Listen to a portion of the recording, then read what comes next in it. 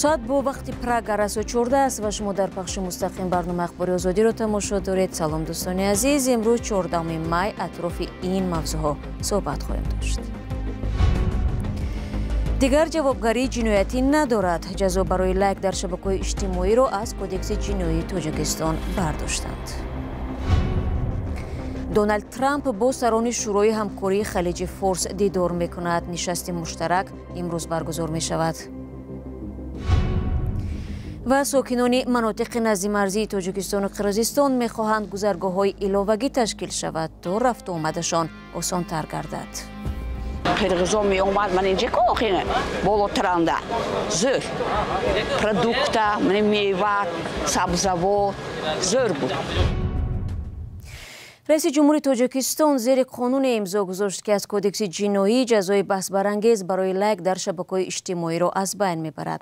دفتر مطبوعات ریاست جمهوری گفت که امامعلی رحمان قانون درباره وارد نمودن علاوه به کدکس جنایتی تاجیکستان را روز 14 می امضا کرده است و قرار است این سند بعد چاپ در نشریه‌های رسمی حکم اجرا بگیرد.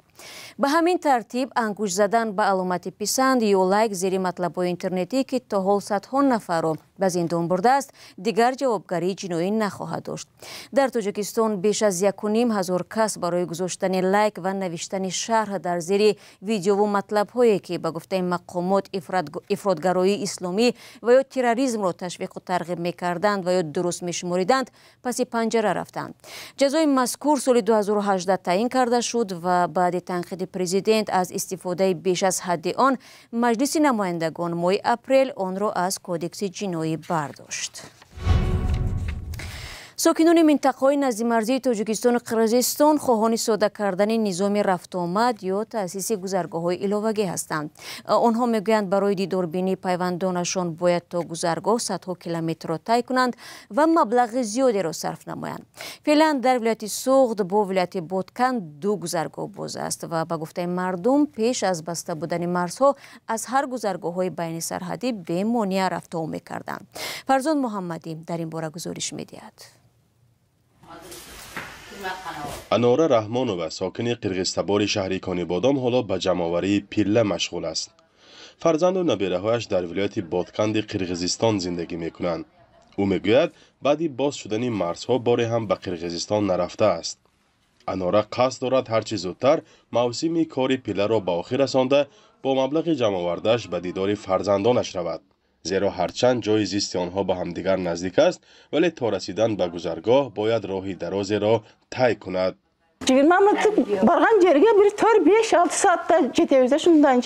راه 20 دقیقه‌ینه را ما 5-6 ساعت طی کرده به نزد پیوندانمان باید رویم. توسط گذرگاه قیرغاش در ناحیه جبور رسولوف می‌گذریم.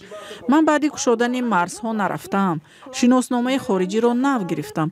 کارمان را شده همراه همکارانم میروم. به گفته این زن سالمند تا بسته شدن مرزها نظام رفت و آمد میان دو کشور آسانتر و بی‌مانع بود.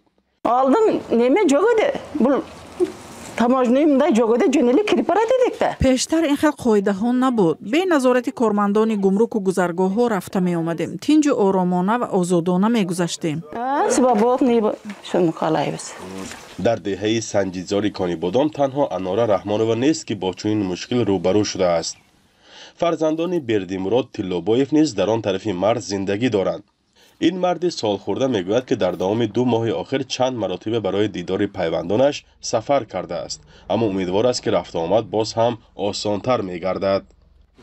خشاکن جنده ما خدا هنده های دوست کنده 60 سالگنده ارقنده همشه رفت آمد خدا باشه نقش شده چرس پوست قیرغاش نک دور باشم شم اینجا گرفته قفس شرم میکند برای همه رای کشیده دادن چرس پوست رای تو چرس پر رفتم شدم باینده با نقش میشه پوست تامین یا آشخالشه یا 60 ساله رای کشیده میشه پوست زار شود با خلق نقش میشه.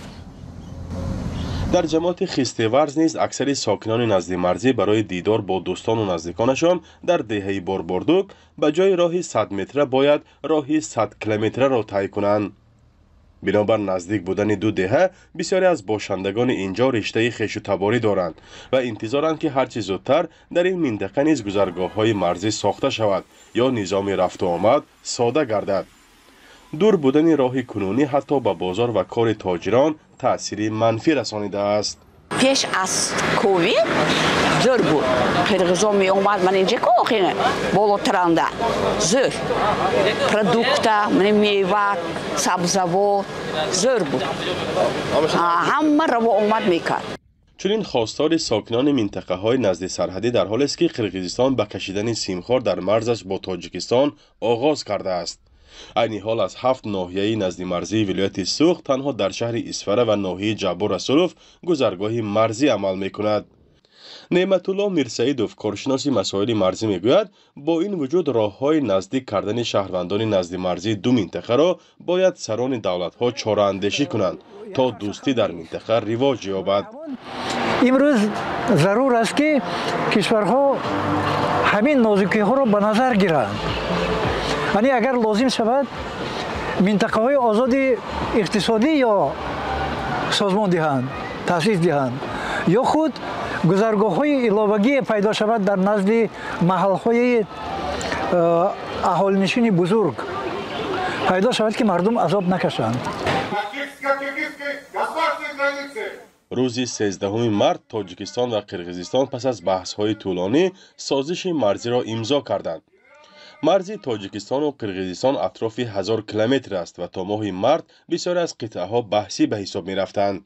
بارها در نقطه‌های بحثی جنجال سر زده باعث کشته و زخمی شدن ده‌ها نظامی و ساکنان محلی دو کشور شده بود. مقامات قرقیز و تاجیک گفتند که امضای سازشنامه مرزی به این بحث‌ها خاتمه داده است. فرزان محمدی، رادیو آزادی از منطقه‌های نزد مرزی تاجیکستان و قرقیزستان. شما برنامه اخباری رادیو آزادی رو تماشا دارید. دونالد ترامپ روز سه‌شنبه در ریاض با ولیعهد عربستان سعودی محمد بن سلمان سازشنامه استراتژی اقتصادی با ارزش 100 میلیارد دلار را امضا کرد. همزمان پرزیدنت آمریکا سفر خود را به کشورهای خلیج آغاز نمود که هدفش جلب تریلیون ها دلار سرمایه‌گذاری میباشد. گزارش خبرگزاری رویترز را در این باره همکارم زرنگیزی نوروزشاه تقدیم میکند. پرزیدنت دونالد ترامپ روز سه‌شنبه از عربستان سعودی وعده سرمایه‌گذاری 600 میلیارد دلار را گرفت. عربستان سعودی به افتخار اولین سفر رسمی ترامپ به خارج پس از بازگشتش به کاخ سفید قالین بنفش پهن کرد. ریاض نخستین نقطه سفر او به کشورهای ثروتمند خلیج است که هدفش جلب تریلیون ها دلار سرمایه‌گذاری میباشد. ما در طول سالها مناسبت عجیبی داشتیم. ضمن دیدار با شاهزاده محمد بن سلمان، ترامپ از روابطشان ستایش کرده او را شخصی عاقل خواند. آنها در پی ملاقات سازشنامه همکاری‌های اقتصادی را در ساحه‌های انرژی، مدافع، استخراج معدن و دیگر بخش‌ها امضا کردند. به اطلاع کاخ سفید، بزرگترین توافق با عربستان سعودی این سرمایه‌گذاری در بخش دفاعی با ارزش تقریباً 142 میلیارد دلار است. ترامپ را در این سفر گروهی از رهبران تجارتی و بانکداران ایالات متحده از جمله میلیاردر ایلون ماسک و سم آلتمن همراهی می‌کنند. عربستان سعودی برای کاهش وابستگی از درآمد نفت تلاش دارد. این کشور قصد دارد خود را به عنوان یک مرکز پیشرفته هوش مصنوعی در خارج از آمریکا معرفی کند. دو کشور در طول 10 ساله ها روابط قوی خود را بر اساس سازش نگه داشتند که طبق آن شاهیگری نفت را تحویل می دهد و در عوض کشوری ابرقدرت امنیت را تامین می کند. مناسبت محمد بن سلمان با ترامپ نظر به پیشگذشته‌اش جو بایدن هموارتر است. مناسبت او با پرزیدنت پیشین آمریکا سال 2018 بعد قتل روزنامه‌نگار جمال خاشقچی در کنسولگری عربستان سعودی در استانبول سرد شد. ترامپ امروز به قطر و روز پنجشنبه به امارات متحده عربی سفر خواهد کرد و اسرائیل را به برنامه سفر خود داخل نکرده است. مقامات رسمی اسرائیل وانمود می‌کنند که از این تصمیم ترامپ ناراحت نیستند، ولی شبهه آنها به جایگاه خود در اولویت‌های آمریکا بیشتر می‌شود، زیرا ناامیدی واشنگتن از ختم جنگ در غزه افزایش یافته است.